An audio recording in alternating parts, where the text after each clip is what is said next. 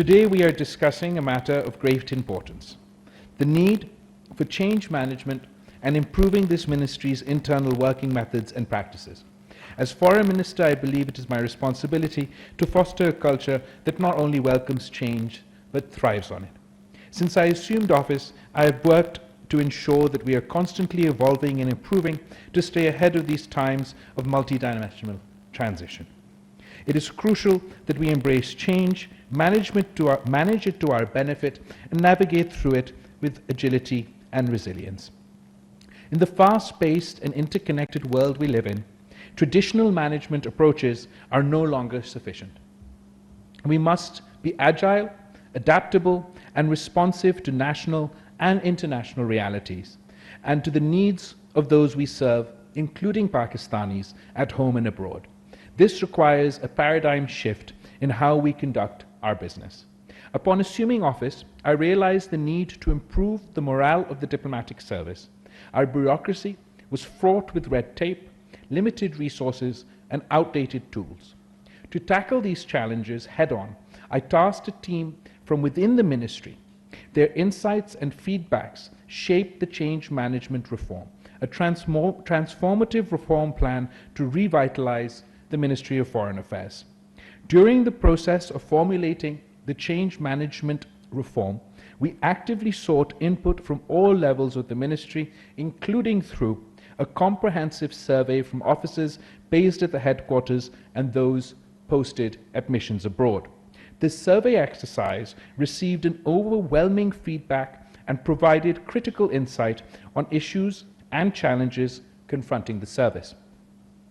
The key areas identified for improvement include the conditions of service, internal communication, decision-making processes, nimble organizational structure, career development framework, and technology integration, among others. Ladies and gentlemen, let's face it, the world is changing at lightning speed. Technological advancements, shifting power dynamics, and interconnectedness have become the new norm. We are here to lead the way, to embrace the change, and to create a ministry that is agile, robust, and ready to tackle any global challenge that comes our way. Today, I was briefed by my colleagues on the overall status of the reforms process at the Ministry of Foreign Affairs, and I want to share with you an update in this regard on reform actions that we have undertaken. There are a total of 51 initiatives relating to various work streams in the ministry. 19 of those are fully implemented, 3 are partially completed, and 29 are on track for completion. These relate to areas such as automation and digitization of functions pertaining to human resources, administration and finance, as well as communication and security, logistics, career development, and mobility framework, knowledge management, public diplomacy, consular and protocol services, and last and not least, training facilities at the Foreign Service Academy. A ministry that works like a well-oiled machine where outdated procedures and internal inefficiencies are relics of the past. This is our aim. A ministry that communicates seamlessly by removing outdated means to more efficient and paper-smart options, breaking down silos and barriers between headquarters and our missions abroad. A ministry that is not bound by bureaucratic red tape, but operates with speed, efficiency, and effectiveness. A foreign service that is equipped to deliver on a people-centric, development-focused, and peace-orientated diplomacy. We have achieved remarkable milestones in recent times.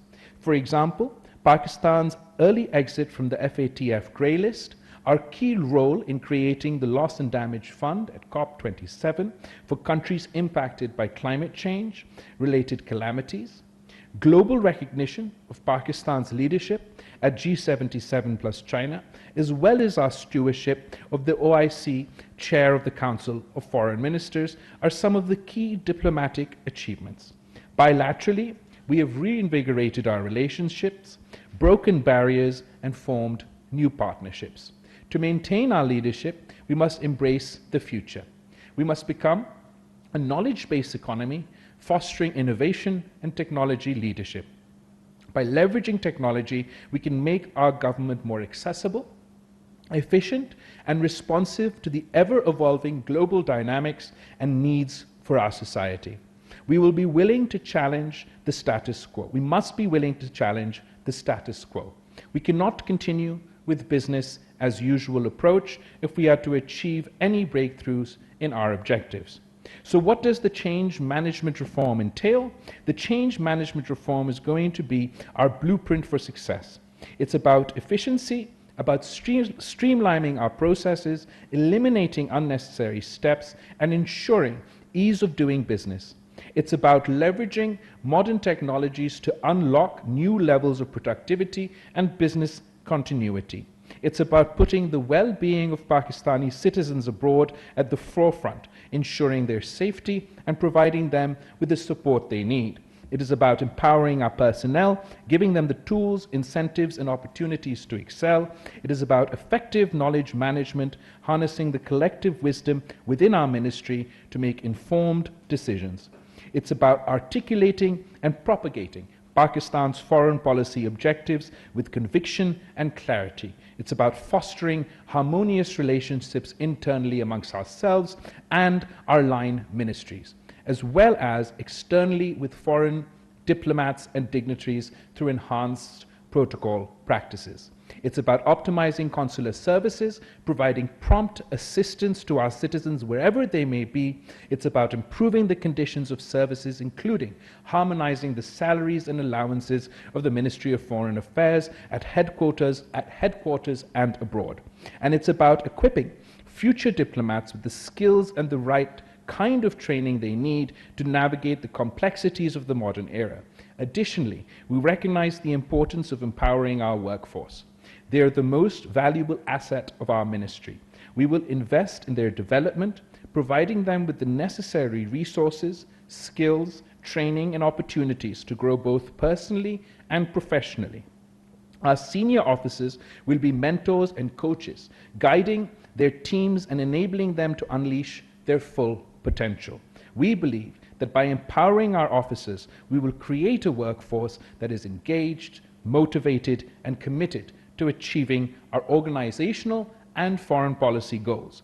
Today, as we launch the Change Management Reforms Initiative, we are just launching a plan. We're not just launching a plan, we're launching a movement of reform, a movement towards progress, excellence, accountability. Lastly, I want to emphasize that the management reform is not a one-off event, but an ongoing process. We should continuously evaluate our practices, solicit feedback, and adapt as needed. Change is inevitable, and we must be proactive in embracing it. In conclusion, the reform of our management practices is crucial for MOFA's success in this modern diplomatic landscape. By fostering these reform initiatives, we will position ourselves as a dynamic and forward-looking institution, better able to adapt to maintain a high tradition of service customary associated with us. I thank you, and just before I sign off, I want to run through some of the initiatives that I was briefed in detail today that are on various stages of implementation. We had broken down the areas in which we were conducting our management change management reforms initiative into the following areas: human resources, finance, improvement of headquarters and agile buildings, logistics, communications, and protocol. And in all these areas, I'm happy to report that our team has made significant progress, and I'm very impressed with the pace of the implementation and the pace of progress that we managed to achieve so far, and I'm optimistic about what we will be able to do going into the future.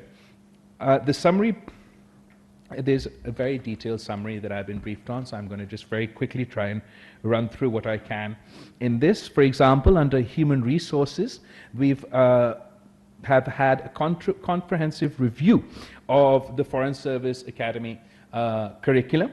And what I'm particularly proud of as part of the reform of the curriculum, along with the ongoing sort of the regular training and academic training that one receives to become a diplomat here at the Foreign Office, there's been a component of practical diplomatic skills that have been added and will be weighted as part of the grading mechanism for young diplomats coming forward. And in fact, the next batch of young diplomats that we have will have already gone through this new changes that have been made to our curriculum, along with sort of theory and the important, obviously continuing important parts of becoming a young diplomat, the practical skills that one requires to conduct the job well are also being taught, including sort of speech writing, brief preparation,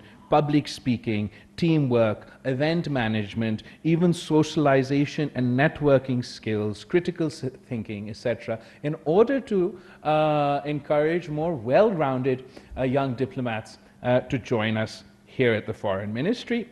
And this training avenue, or this comprehensive review of our FSA curriculum, is already 100% complete. On language training, the trainees reach in specific levels of competency, and the posting of officers to stations where their language skills will be cemented. Again, in this area, we've also have our policy has been approved and is 90% completed. As far as our rotational policy is concerned, the policy envisions a rotation among main geographic regions, A, B, C, and X, Y, and Z stations, as well as bilateral, multilateral assignments. And the exercise is complete insofar as our ministry is concerned. Bridging the cater strength as par with the operational necessities, a summary seeking 44 positions at HQ has been, we're ongoing discussions which is near conclusion with the Prime Minister, and I'm hoping that soon, before our departure, we will have good news on this front as well.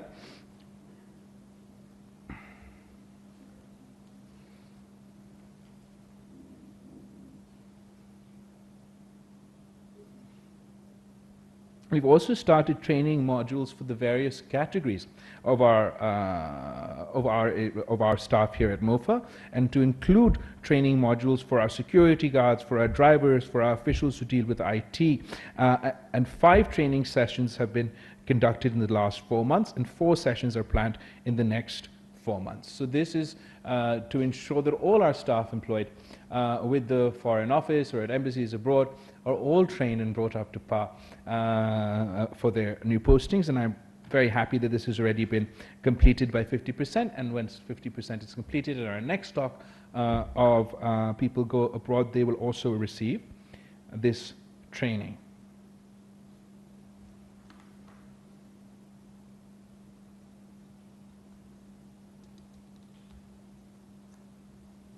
So I'm just going through quite a few. Okay, key performance indicators. This is something that we felt was important for our missions abroad, that we have key performance indicators for everyone that has been stationed out there, and we have a relatively quantitative way to judge an ambassador's or a diplomat's performance while they've been abroad. And our key performance indicators have been approved. We've got to say 90% of the work on this is already done, and there's just some fine-tuning that needs to be completed. But this we thought was important, more as a terms of reference as well as a means to gauge the performance of our officers. So as a set of TORs, our young officers, everybody going abroad, will now have a little bit more of a little bit more specific job description, but exactly what we're looking for in their performances, and they'll have a benchmark to not only for us to compare their performance, but compare their performance with their peers, and I think that's important. Digitization is also an area where we made a lot of progress, and we introduced a human resources management system for more effective human resources and career planning.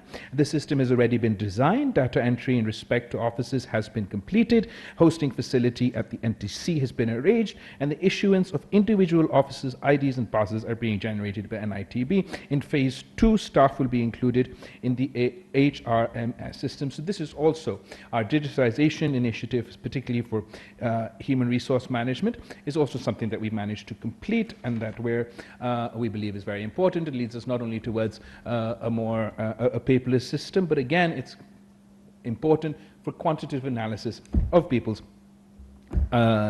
performance. We've had financial issues consistently at the ministry, and I'm happy to report that we've managed to overcome them. Finance division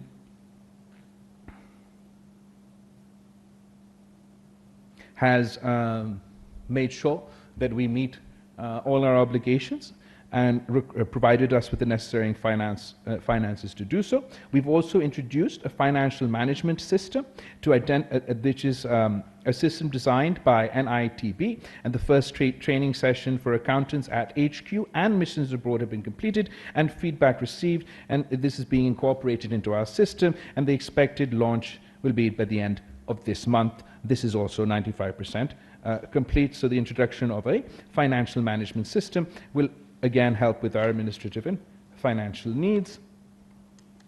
We've also conducted a review of what is the FMMA to bring it in line with the contemporary realities, and that is the Manual of Financial Management in Missions Abroad, and this our administrative team has now reviewed and has made it more relevant.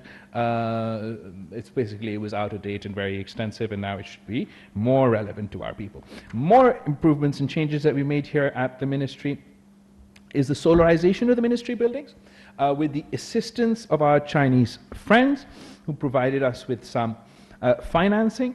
We will be conducting the solarization of our ministry, and we're looking, we feel that this meets our green targets, our climate targets also, and obviously our expenditures and our expenses that we have here at the ministry. This project is 25% complete and still has some work to do.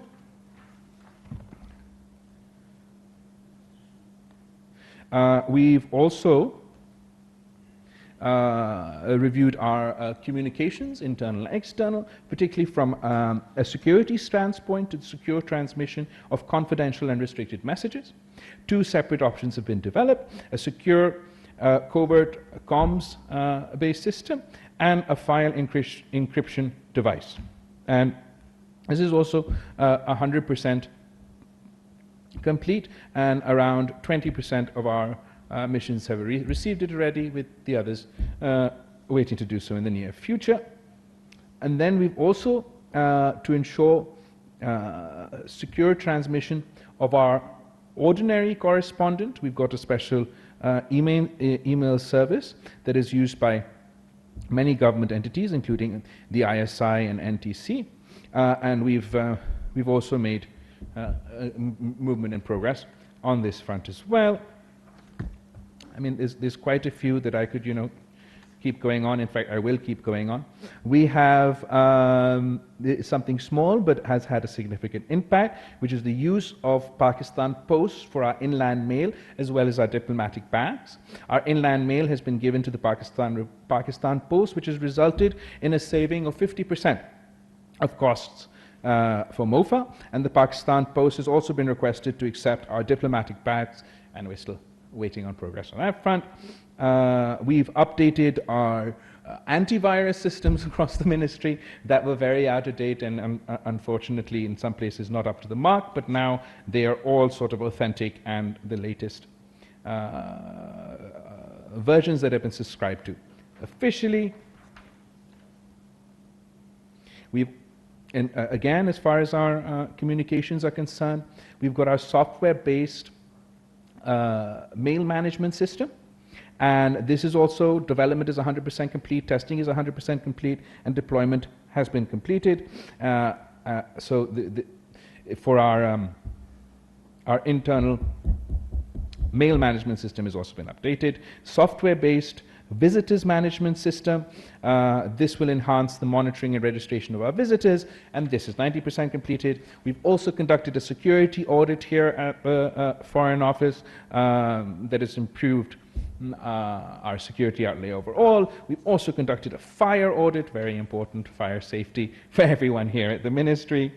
Finally, logistics. Purchasing of air tickets, we have centralized this process, which has allowed us, when we're centrally purchasing tickets for travel here at the Ministry, it is, again, ways of saving in expenditures, and it has allowed us to pay in rupees. So overall,